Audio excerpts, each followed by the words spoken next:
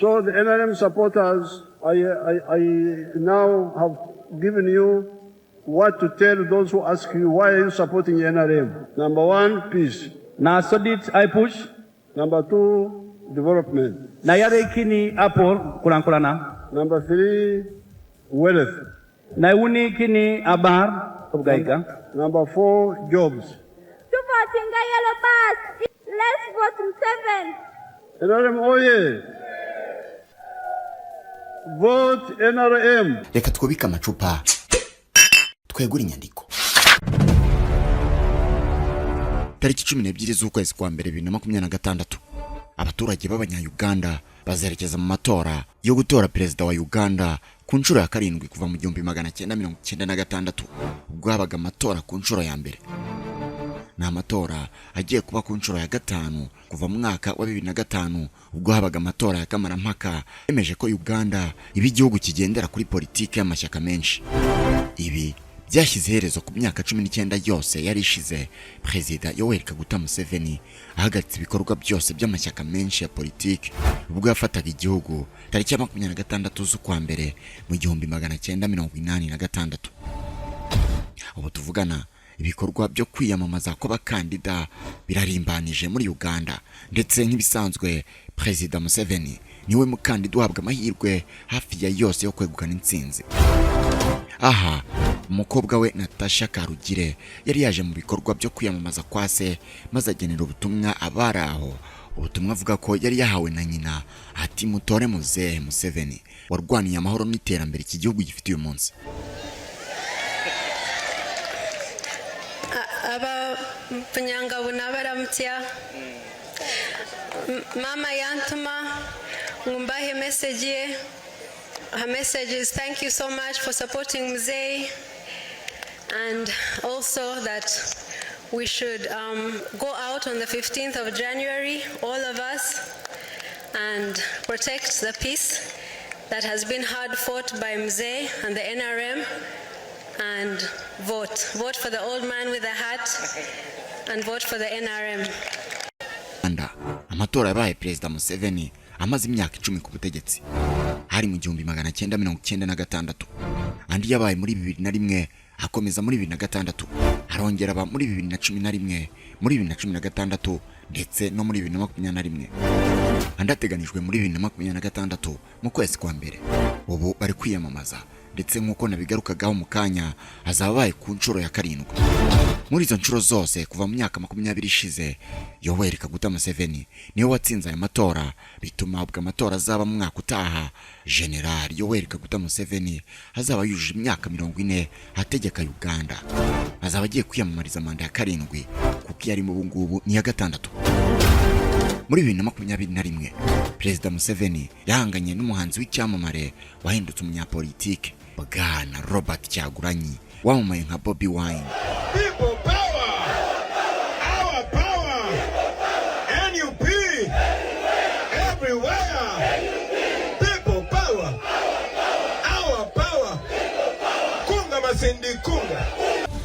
Icyo gihe komisiyo y'amatora muri Uganda yemeje ko Perezida Museveni yegukanye intsinzi y'umukuru w'igihugu n'amajwi 58.64% ahigitse Robert Kyagulanyi wamamaye nka Bobby Wine bahanganye bikomeye wagize 38.83%. Museveni icyo gihe yari agiye kuyobora Uganda muri manda ya 6 igomba kurangira maze imyaka 40 ku butegetsi.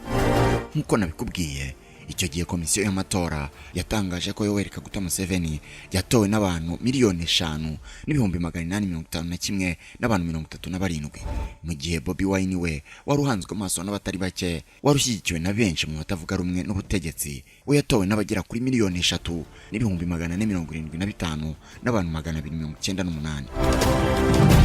Kundi ruhande Bobby Wine we yatangaje ko atemera ibyavuye mu matora kuko yaranzwe n'uburiganya, bikagera naho Museveni ahisha isi byabaye byose, ategeka ko internet ifungwa mu gihugu ku munsi w'amatora n'uwakurikiyeho. Bobby Wine yavuze ko amatora yabaye mu buriganya bukabije, aho ibikoresho byagiye bigezwa kuri site bikererewe, bamwe bakabura uko batora, udusanduku twitora tumwe tukabura, ndetse abantu be bamwe bangirwa gutora, abandi basaga 1000 barafungwa. Uretse guhotera abamushyigikiye, Bobby Wine yanavuze ko telefone ye bari bayifunze ku buryo atabashaga guhamagara cyangwa ngo ahamagarwe. Hari amakuru avuga ko ku munsi w'amatora abasirikare binjiye mu rugo rwa Bobi Wine bakamufungirana ngo atahava, ndetse iwe hagashyirwa bariyeri ngo hatagira baza kumureba. Ndetse icyo gihe byaragoranye kumenya uko abanyayuganda bakiri ibyavuye mu matora kuko imbuga nkoranyambaga na internet byari byafunzwe n'ubutegetsi. Ibi byari bivuze ko uburyo bwo gutambutsa ibitekerezo byabo ku mbuga nkoranyambaga butari gushoboka. None se kaya matora yo muri 2021 yateje ibibazo bikomeye, none aya yo muri 2026 yo azagenda ate?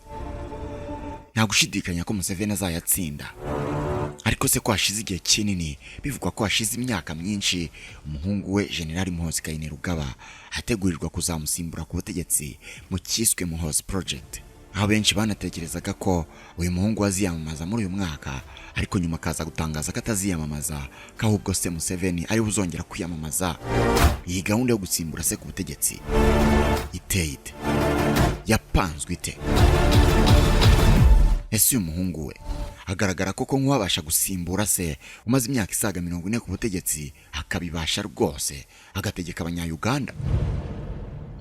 Reka twubike amacupa twegura inyandiko tubiganireho. Gusa mbere yuko nkomeza, kora subscribe kuri Oscar Dushime aho ibidasobanutse bisobanurirwa, kugira ngo utazongera gucikwa n'ibyegeranyo nk'ibi bicukumbuye mugezaho umunsi ku munsi. Nitwa Oscar Dushime, ushatse unyiteho D7. Guhaye ikaze. Ikaze nanone mu kiganiro cyacu kandi cyanyu. Ntangira nabikubwiye ko mu kwezi kwa mbere kwa 2021 Yoweri Kaguta Museveni yatsinze amatora ndetse ahita akomeza gutegeka Uganda nk'uko yari amaze imyaka 35 abigenza. Ubwo yatsindaga amatora, iki gihugu cya Uganda by'umwihariko ku mugabane wa Afurika n'isi yose muri rusange twari mu cyorezo gikomeye kandi gihambaye cyabayeho mu kinyejana cyose cya 21, icyorezo cya COVID-19. Museveni yamaze gutorwa n'ubundi yakomeje guhangana n'iki cyorezo nk'uko byari ahandi hose ku isi, ku buryo we ku giti cye kimwe mu kirango cy'imanda ye yo kuva muri 2021 hari agapfukamunwa. N'uyu munsi Muzehe Yoweri Kaguta Museveni yambara agapfukamunwa, ndetse no muri iyi campaign yo kwiyamamaza barimo muri iyi minsi nabwo kenshi akunze kugaragara kambaye.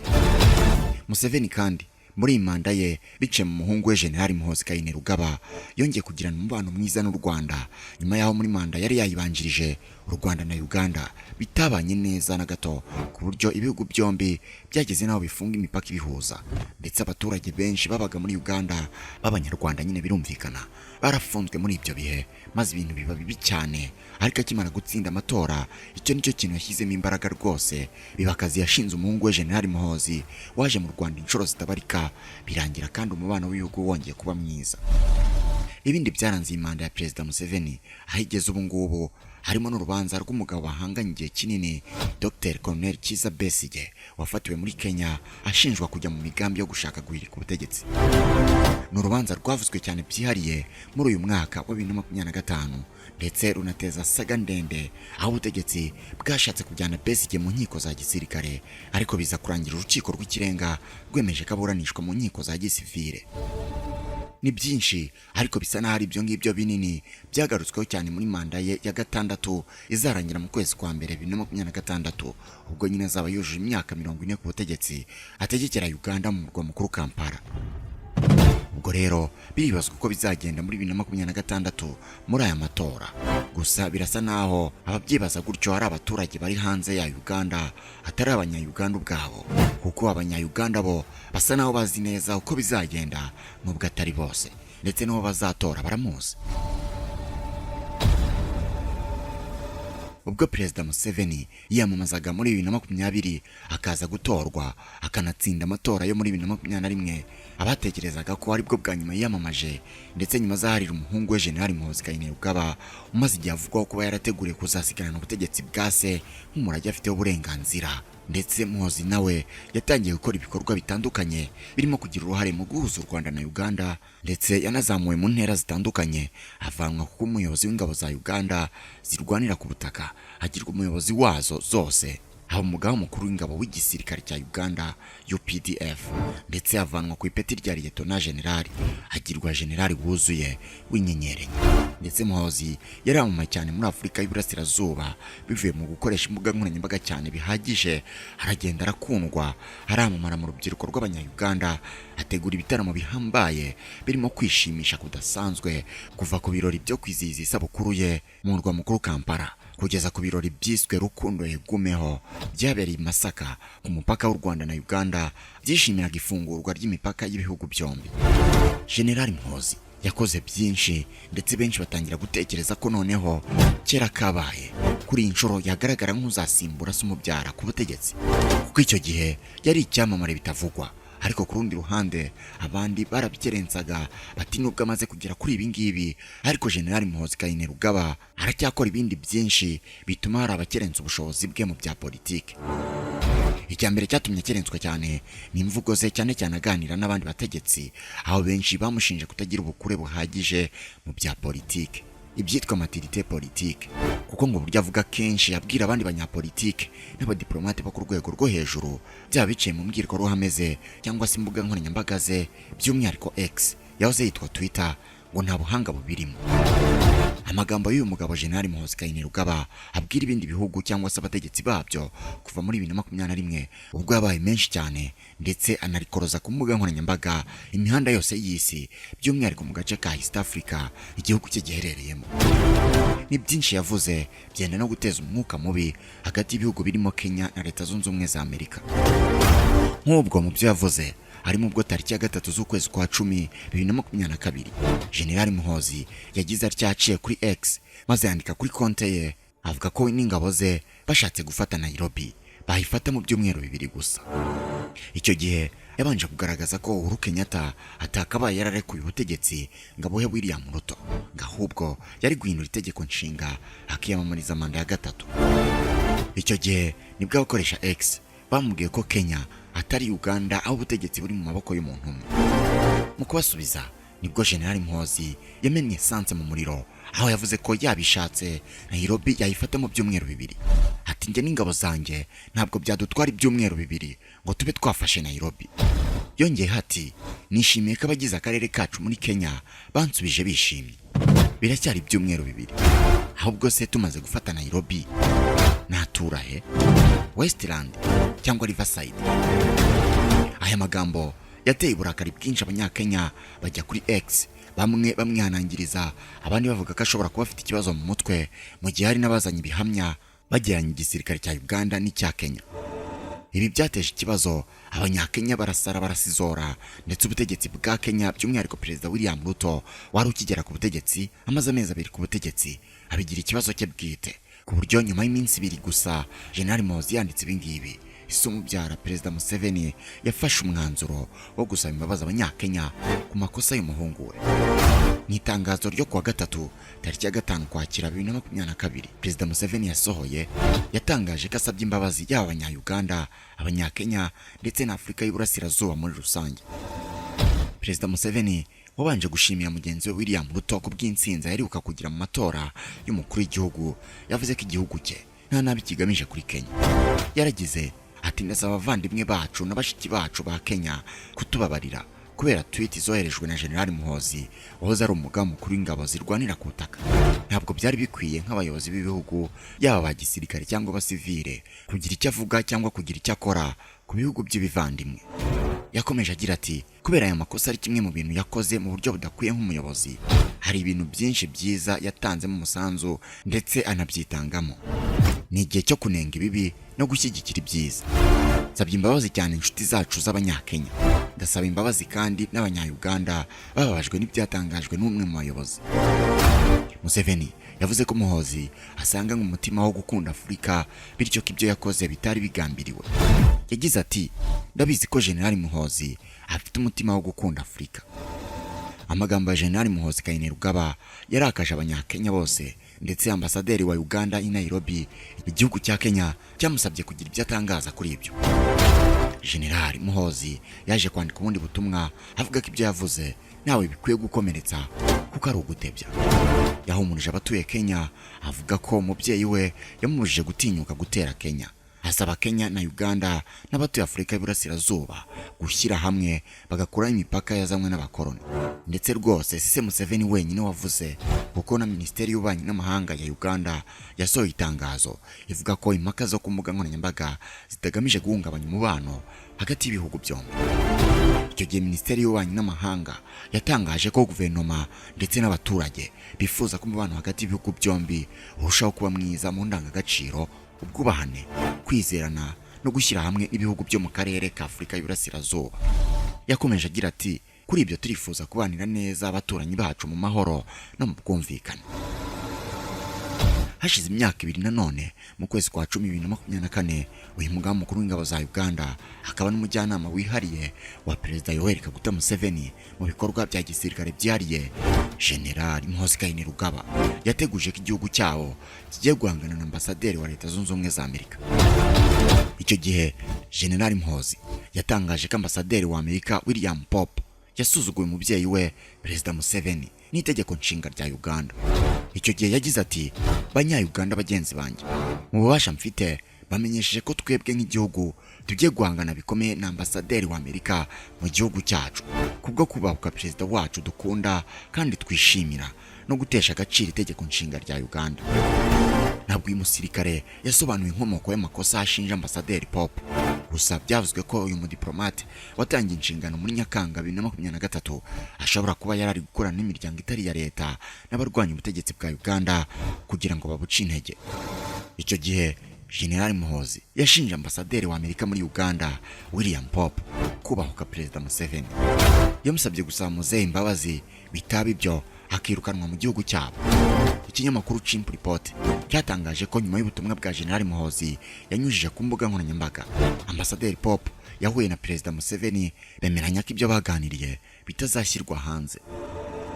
Ubwo General Muhoozi yibasiraga ambasaderi Pope, komisiyo ya Sena muri Amerika ishinzwe ububanyi n'amahanga tariki ya 4 Ukwakira 2024 yamumenyesheje ko iri hangana rizagira ingaruka zikomeye mu gihe ryakomeza. Iyi komisiyo yaragize iti, ukundi guhangana kuzateza ikibazo gikomeye kandi kuzaherekezwa n'igisubizo gikomeye. Ambasaderi Pope akorana na guverinoma n'abandi muri Uganda mu buryo bwigenga kugira ngo bateze imbere umubano uri hagati y'Abanyamerika n'Abanya-Uganda. Ku rundi ruhande kandi, mu kwa mbere k'uyu mwaka wa 2025, General Muhoozi Kainerugaba yongeye kurikoroza ku mbuga nkoranyambaga ubwo yavugaga ko ashaka guca umutwe Bobi Wine. Mu ruhererekane rw'ubutumwa bwinshi bwibasira Bobi Wine bwanyujijwe ku rubuga nkoranyambaga rwa X tariki ya 5 Mutarama 2025, General Muhoozi yatangiye yituye umunyapolitiki nkende, yongeraho ko kuba kiriho ari uko umukuru w'igihugu amukingira ikibaba. Yagize ati, Kabobi arabizi ko umuntu wenyine umurinze ari papa, iyo muze y'abadahari uyu munsi mba namuciye umutwe. Yongeye hati, ibi birabatunguye, nta nubwo ndatangira kuvuga ko uriya musazi Kabobi, mureka wongere kuri muzehe nk'ibisanzwe. Icyo gihe Bobi Wine yatangaje ko yahaye agaciro gakomeye amagambo y'uyu musirikare kuko ari umugaba mukuru w'ingabo za Uganda. Yamushinje ko yishe abantu benshi kandi ko yagerageje kenshi kumwica nawe, ati isi iri kureba. General Muhoozi yatangaje ko we n'abandi bajenerali bagiriye Perezida Museveni inama yo kwifashisha Bobi Wine kugira ngo bakure Dr. Kiza Besigye muri politiki yo kurwanya ubutegetsi. Ati, ukuri nuko ari igitekerezo cyacu, ngewe n'abandi bajenerali twabwiye muzehe ko twakifashisha Kabobi mu gukura Besigye muri politiki yo kurwanya ubutegetsi. Nyuma yo kumuha amafaranga menshi yateye imbere, none atangiye kutwibasira. Kabobi niko Kainerugaba yita Bobi Wine. Yatangaje kandi ko nyuma yaho Bobi Wine agiye mu Budage akamwandikaho igitabo yise A Bloody Avenger, umuhozi w'inkoramaraso. Uyu munyapolitiki amaze iminsi asaba abo muri guverinoma kubahuza, gusa ngo nashaka guhura nawe cyangwa kuganira nawe. General Muhoozi yatangaje ko ashobora gukura Bobi Wine aho yihishe, amusaba guhagarika kuvuga amazina ye cyangwa umuryango w'umukuru w'igihugu, naho ngo nibitaba ibyo azamukura amenyo. Ni byinshi Muhoozi yanditse cyangwa se aratangaza biherwaho na benshi bamugaragaza ko ataragera ku rwego rwo gusimbura se ku butegetsi. Uretse ibi, Muhoozi yumvikanye naterana amagambo na Umwitambitse wigeze kugirana umubano w'urukundo rw'umugabo n'umugore na se Yoweri Kaguta Museveni. Ubu akaba ari umugore wa Kiza Besigye usanzwe uzwiho kutavuga rumwe na leta ya Museveni, ndetse ubu aracyafunze. Muhoozi kandi yumvikanye mu itangazamakuru no ku mbuga nkoranyambaga aterana amagambo na Odireke Rwambogo usanzwe ari muramu we, akaba ari umugabo wa mushiki we Patience Kokundeka. Aba bumvikanye mu ntambara y'amagambo yavuzweho ko bombi bahanganiye kuzasimbura se Museveni, umwe asimbura se umubyara undi asimbura sebukwe. Ubuheruka nejo bundangaha ubwo General Muhoozi Kainerugaba yongeye gukozanyaho na muramu we Odireke Rwambogo bapfa imyemerere. Uyu Rwambogo kandi ni umujyanama w'umukuru w'igihugu mu bijyanye no kongera umusaruro w'ibicuruzwa byoherezwa hanze no guteza imbere inganda.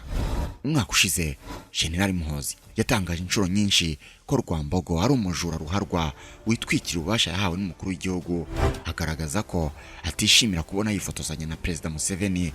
Ibi yabitangaje ku itariki ya 16 z'ukwa munani 2024. Abiyise intumwa za Rwambogo, disciples of Odireke Rwambogo, basubije General Muhoozi ko ibirego yashinje muramu we bidafite ishingiro kandi ko bigamije kumuharabika kugira ngo abantu bamutakarize icyizere. Aya makimbirane yatuje muri Nzeri 2024 ubwo Rwambogo yahakanaga abiyise intumwa ze, asobanura ko guterana amagambo ku mbuga nkoranyambaga byanyigeze ikibazo kandi bigatuma abantu badakora neza imirimo bashinzwe. Umwuka mubi wongeye gututumba hagati y'impande zombi nyuma yaho kwa 19 Gicurasi 2025 Rwambogo agaragaye mu mashusho asaba Kristo kugendana agakiza aho kugarura imyemerere y'abacukwezi. Yagize ati, ufite inshingano nyinshi ku bitugu byawe, ukwiye gutanga umurage w'ibyiza. Niba agakiza ari umuti wabonye mu rugo rwawe, ntugarura abacukwezi, ntugarura ubupfumu, ntuzibagirwa aho wavuye kubera ko ufite iyo nshingano kandi usigaje imyaka mike ku isi. Witonde, abana bawe bagomba gukomereza mu murongo w'agakiza. General Muhoozi yifashishije urubuga rwa X ku itariki ya 20 Gicurasi 2025 asubiza Rwambogo ko kuvuga ko abakurambere ari kimwe n'amadayimoni ari nk'amahomvu abanyaburayi bakwirakwije. Ati, kuvuga ko abakurambere bacu ari kimwe n'abadayimoni bimeze nk'amahomvu abanyaburayi bakwirakwije. Abacwezi ni umuryango mugari wari ugizwe n'abanyoro, abatoro n'abanyankore bayoboraga igice cyitwaga Kitara. General Muhoozi yagaragaje ko ari umucwezi, asabira guhirwa n'abandi bemera ko bari muri uyu muryango. Muri Mutarama 2025 nabwo uyu musirikare yatangaje ko aramutse ahawe ubutaka i Kigali yakubaka amahoteli akayita Abacwezi Hotel. Ibi byose rero Muhoozi yagiye agarukaho mu bitangazamakuru no ku mbuga nkoranyambaga, byatumye hari benshi bagaragaza ko rwose General Muhoozi Kainerugaba ataragera ku rwego rwo gusimbura se umubyara General Kaguta Museveni ku butegetsi, ndetse byabaye kuri ntakuka koko k'igihe kitaragera ubwo mu kwezi kwa 9 2024 General Muhoozi Kainerugaba yatangazaga ko atazigera yiyamamaza mu matora yo muri 2026, ahubwo akangurira abanya-Uganda bose bamushyigikiye kuzashyigikira se umubyara Yoweri Kaguta Museveni ubwo azaba yiyamamariza manda ya 7 mu matora yo muri 2026. Aciye kuri X, General Muhoozi Kainerugaba yaragize ati, ndagira ngo bamenyeshe ko nazigera niyamamaza mu matora yo muri 2026. Aravuga ko ngo ibi byose Muhoozi aba yikora n'ubundi biri muri wa mugambi wateguwe kuzasimbura se ku butegetsi wiswe Muhoozi Project, ngo ni script yanditse neza, ibyo akora byose ngo biri mu byapanzwe, nta na kimwe akora kimutunguye. Ibyo kuba perezida kwa Muhoozi agasimbura se byazamutse muri 2013 ubwo General David Sejusa uri mu batavuga rumwe n'ubutegetsi bwa Museveni ariko bafatanije kurwanya Milton Obote bakabafasha ubutegetsi, yashyize hanze ibaruwa ikubiyemo imigambi yashyizwe mu mushinga wiswe Muhoozi Project, aho yavuze ko ngo Muhoozi ari gukorerwa byose ngategurirwe kuzaba perezida wa Uganda. Muri ibaruwa Sejusa yavuze ko abasirikare bose batari bashyigikiye umushinga cyangwa batawemeraga bagiye bicwa urusorongo, ndetse uyu mushinga nuko uyu Muhoozi ari kwitwara muri iyi minsi cyane cyane aciye ku rubuga rwa X ngo nabyo byaba biri muri uwo mushinga, ngo kuko abagande muri kamere yabo ngo ni abantu bakunda byacitse cyangwa se gutwika nk'uko bigezweho mu ndimi z'ubu. Ngo rero ibyo Muhoozi akora uyu munsi ni bimwe mu by'abagande bakunda cyane, ngo ku buryo ubu ngubu hagiye kubaho amatora akiyamamaza nta kabuza nawe yakwegukana intsinzi, kuko ngo abagande bamaze kumukunda no kumwiyumvamo. Abigaragaza batyo bavuga ko Muhoozi yitwara ubu biri mu makarita meza ari gukina, kandi ngazamugeza mu nzu y'umukuru w'igihugu kuruta uko yaba ari ikigoryi n'umuntu udatekereza cyangwa se umwana muri politiki nk'uko benshi babitekereza cyangwa se bamufata. Ngo ibyo akora arabizi neza kandi abikora yashyizemo imibare yose ishoboka. Ariko se ubundi uyu General Muhoozi Kainerugaba, umuhungu wa Museveni ukunze guteza impaka, ubundi ni muntu ki? Ubundi General Muhoozi Kainerugaba yavutse ku itariki ya 24 z'ukwa kane mu 1974, avukira muri Tanzania, avuka ari umugisha mu muryango wa Museveni. Muhoozi avuka ku babyeyi be Yoweri Kaguta Museveni na Janet Kainembabazi Kataha Museveni. Yavutse bamaze igihe bari mu buhungiro muri Tanzania, aho bari barahunze ubutegetsi bw'umunyagitugu Field Marshal Idi Amin Dada nk'uko yitaga. Icyo gihe Muhoozi avuka se yari ari muri Tanzania, aho yari ari mu mutwe w'abarwanyi warwanyaga ubutegetsi bwa Idi Amin Dada, aho yari arimo ashaka kugaruka muri Uganda ku mbaraga za gisirikare, ariko yari atarabigeraho. Mbere gato yuko Muhoozi avuka mu mwaka w'1973, Yoweri Kaguta Museveni yari yarashinze umutwe w'abarwanyi yise Front for National Salvation for Nosa. Uyu wamaye cyane mu ntambara zo kurwanya Idi Amin Dada. Muhoozi rero avuka nibyo se umubyara Yoweri Kaguta Museveni yarahugiyemo muri Tanzania. Ibyo byatumye n'ubundi Muhoozi akurira mu buhungiro muri Tanzania, aho ni nawe yatangira amashuri ye abanza. Ubwo se yafataga ubutegetsi mu 1979, Muhoozi yaramaze kugira imyaka 5 y'amavuko, nibwo bwa mbere yari akandagiye ku butaka bw'igihugu cy'abasekuruza. Ariko n'ubundi ntihatinze igihe kinini, ubwo mu mwaka w'1980 Museveni yashwanye byeruye na Milton Obote, bafatanije kurwanya Idi Amin Dada. Obote akaba perezida, bituma afata ikindi cyemezo cyo kuyoboka ishyamba. Museveni agitangiza intambara ku butegetsi bwa Obote, birumvikana ko umuryango we utari kuguma muri Uganda, ahubwo yahise usubira mu buhungiro. Icyo gihe ariko niwe wagiye muri Tanzania, ahubwo werekeje muri Kenya. Aha niho Muhoozi Kainerugaba yakomereje amashuri ye yisumbuye mu ishuri rya Mount Kenya Academy mu gace ka Nyeri mu mujyi wa Nairobi. Nyuma umuryango we waje kuva muri Kenya ujya kuba muri Sweden. Ni mu gihe n'ubundi intambara yo kubohora Uganda yari gikomeje. Icyo gihe muri Sweden Muhoozi yajyanye na nyina na bashiki be batatu. Hari igice cy'amashuri Muhoozi yigiye muri Sweden. Tariki ya 26 z'ukwa mbere mu 1986, Yoweri Kaguta Museveni n'abarwanyi be bo muri NRA barimo abanyarwanda benshi bigaruye umujyi wa Kampala, maze kuva ubwo bafata igihugu. Museveni ahinduka perezida wa Uganda, hari nako bikimeze kugeza uyu munsi. Kuva icyo gihe rero Muhoozi nawe yahise ahinduka umuhungu wa perezida, binamugira umuhungu wa mbere mu gihugu cya Uganda, first son. Muhoozi Kainerugaba icyo gihe yari afite imyaka 12 y'amavuko, ariko nawe uko imikurire ye yagenze kuva avutse kugeza muri ako kanya, ikintu yari yarabonye kuruta ibindi kuva kuri se umubyara Museveni, se wabo General Musare n'izindi nshuti za se, ni imyenda ya gisirikare ndetse n'imbunda. Ibi rero byagize ingaruka zikomeye kuri Muhoozi Kainerugaba, maze bituma akura kundi gisirikare, kugeza ubwo yumvisemo ko nawe ku kiguzi cyose byamusaba agomba gutera ikirenge mu cyase umubyara na se wabo Musare, nawe akaba umusirikare ukomeye.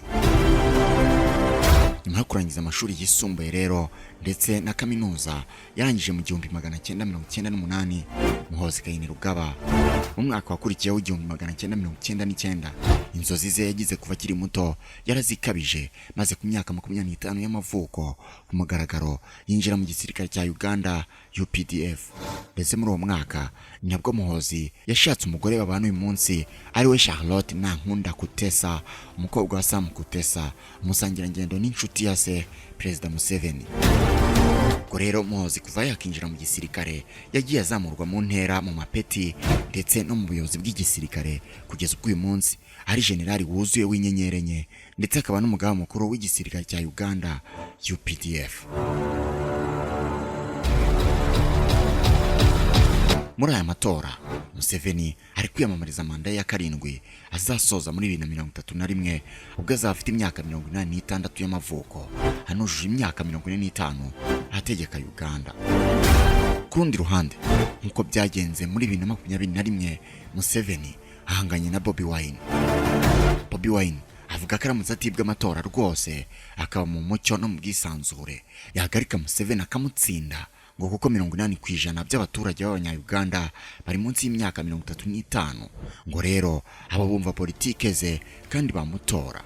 Ariko ngo Uganda yabaswe na ruswa n'ubutegetsi butagendera kuri demokrasi bwiba amatora, ariko ngo yiteguye kongera guhatana. Kugeza ubu General Muhoozi Kainerugaba birasa nazakomeza gutegereza igihe cyanyacyo cyo gusimbura se umubyara niba ko kumushinga wo kumutegurira kuzabikora warateguwe neza. Ndetse nkuko byitezwe nta gihindutse Yoweri Kaguta Museveni azongera atsinda amatora. Nanjye rero nta gihindutse nzoresha icyegeranyo cy'uyu munsi. Wakoze kudukurikira, kora subscribe uyu munsi kugira ngo utazongera gucikwa n'ibyegeranyo bicukumbuye ugezaho umunsi ku munsi.